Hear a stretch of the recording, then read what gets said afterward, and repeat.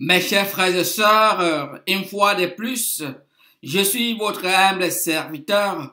Au nom de la paroisse Notre-Dame de Protection, je vous présente l'homélie de la fête du baptême du Seigneur, année C.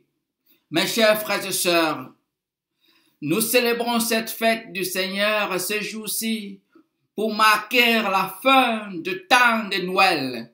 Et la semaine prochaine, on va commencer le temps ordinaire.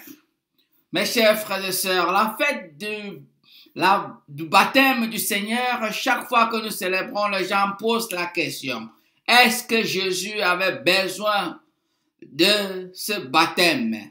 La réponse est que non. Jésus, en tant que sens de ce baptême, n'avait pas besoin de ce baptême. Pourquoi? Parce que Jean-Baptiste baptisait des gens avec de l'eau. Et il leur disait, je vous baptise avec de l'eau, mais celui qui va venir va vous baptiser avec de l'eau et l'Esprit Saint.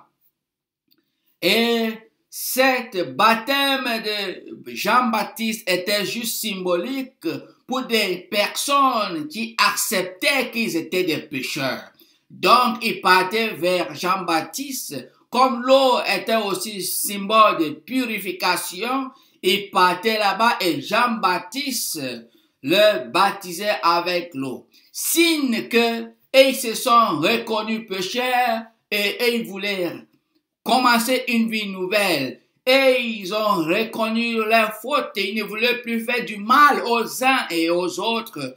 C'est pour cela que ils renonçaient à leur mauvais penchant et ils voulaient une vie nouvelle. C'est pour cela qu'ils partaient vers Jean-Baptiste en disant, nous, on veut se convertir, on ne veut plus faire du mal aux uns et aux autres.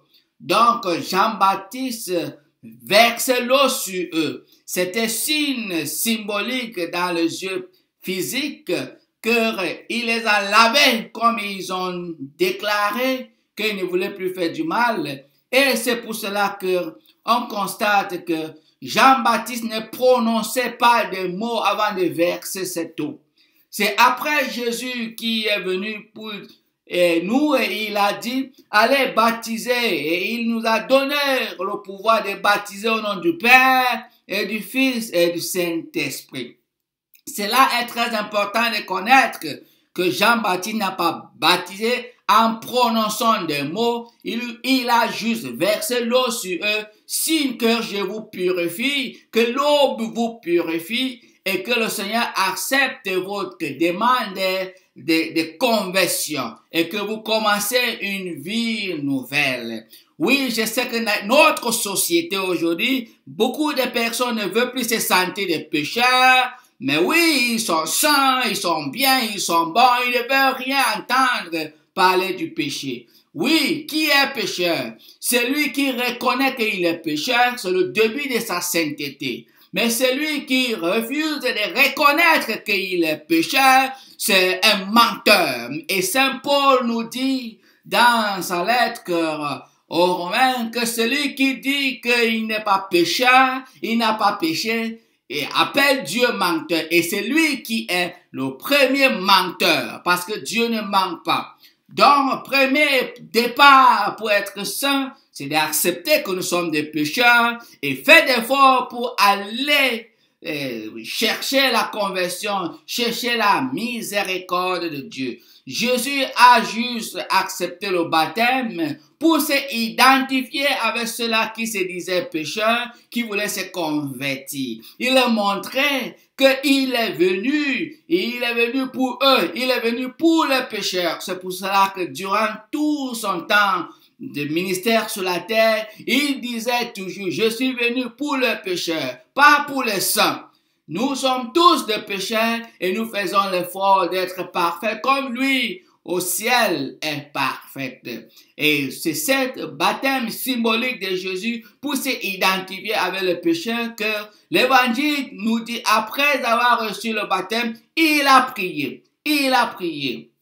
Mes chers frères et sœurs, c'est pour cela que Jésus ici nous dit ce n'est pas seulement recevoir le baptême comme nous tous, on a reçu le baptême, mais il y a une chose très importante pour que le ciel réponde à tous nos prières. Il faut prier. Quand Jésus a prié, le ciel s'est ouvert et Dieu le Père s'est manifesté, l'Esprit Saint est descendu sur Jésus et le Père a prononcé le mot « Voici mon fils bien-aimé, à qui j'ai confiance. » Voilà comment Dieu confirme sa confiance au Seigneur Jésus. Jésus était la fierté du Seigneur sur la terre. Et c'est pour cela que lui, Jésus, il a prié pour que nous soyons un avec lui, comme lui, il est un avec le Seigneur, pour que lui qui est la lumière va venir demeurer à nous avec Dieu le Père et l'Esprit Saint. Et c'est pour cela que nous devons parler de lui qui est la lumière, qui vit à nous et nous en lui. Et on devient la lumière. Nous devons parler de cette lumière qui est en nous.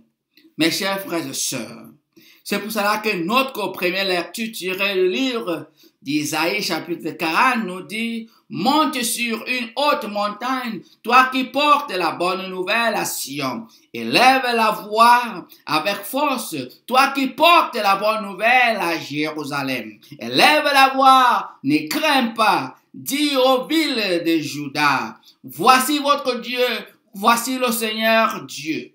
Il vient avec puissance, son bras lui soumet tout. » Et dans notre psaume d'aujourd'hui, l'écrivain crie avec une voix très forte en disant « Bénis le Seigneur, ô mon âme, Seigneur mon Dieu, tu es si grand. » Fin de citation. Mes chers frères et sœurs, nous voyons comment nous sommes appelés de parler de cette lumière qui demeure à nous. Et c'est pour cela que ce baptême symbolique de Jésus nous a rappelé que nous sommes des pécheurs et que nous avons toute la potentialité avec Jésus d'être la fierté de Dieu.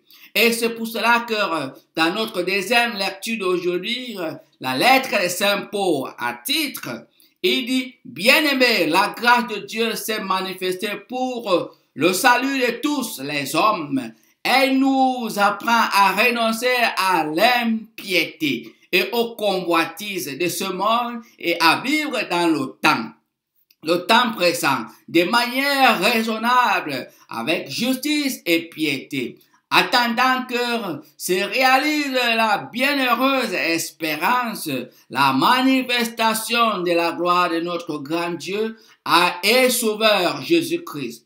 Et il conclut, Saint Paul conclut en nous disant, par le bain du baptême, il nous a fait renaître et nous a renouvelés dans l'Esprit Saint. Cet Esprit de Dieu l'a répandu sur nous en abondance, Jésus-Christ notre Sauveur, afin que rendus justes par sa grâce, nous devenions en espérance héritiers de la vie éternelle. Fin de citation. Mes chers frères et sœurs, nous sommes des héritiers de la vie éternelle. La lumière qu'on a reçue durant notre baptême, Jésus nous rappelle que tant qu'on ne prie pas, le ciel ne répond pas. Et quand nous prions, le ciel répond. Et c'est pour cela que nous devons reconnaître que ce que nous sommes. Nous devons parler de cette lumière à nous. Nous devons prier. Jésus qui était Dieu, qui était saint, s'il a prié pour que le ciel s'ouvre, si le ciel s'ouvrit parce qu'il a prié,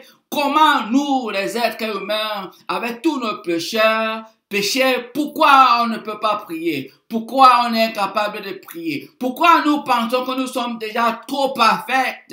C'est vraiment un défaut de notre part de reconnaître, de dire que nous sommes déjà trop saints, nous sommes déjà très bons, nous faisons déjà tout très bon. Mais non, le Jésus nous rappelle que nous devons prier pour que le ciel réponde. Le ciel ne peut pas intervenir dans nos choses tant qu'on ne donne pas le ciel tout le droit légal, tout le droit qu'il a pour intervenir dans nos choses. Nous devons présenter tout ce que nous pensons devant le Seigneur à travers la prière. Mes chers frères et sœurs, voyons donc la joie que nous avons ce dimanche de célébrer le baptême du Christ qui s'est manifesté et à travers ce baptême, on comprend la réalité de Dieu le Père, le Fils et le Saint-Esprit. Et c'est pour cela que nous, dans notre temps présent, nous devons vivre dans le temps présent selon la lettre de Saint Paul à Tite.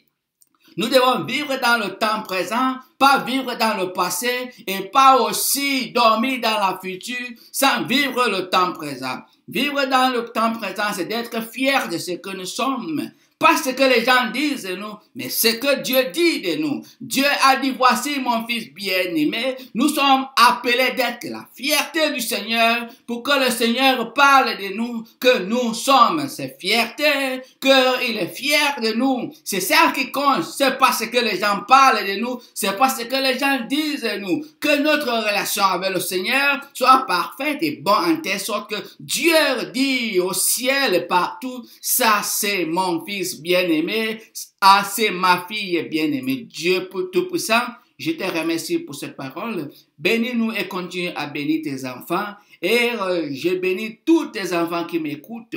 Au nom du Père, du Fils et du Saint-Esprit. Je vous souhaite un bon dimanche et un bon début de la semaine. Que Dieu Tout-Puissant vous bénisse. Amen.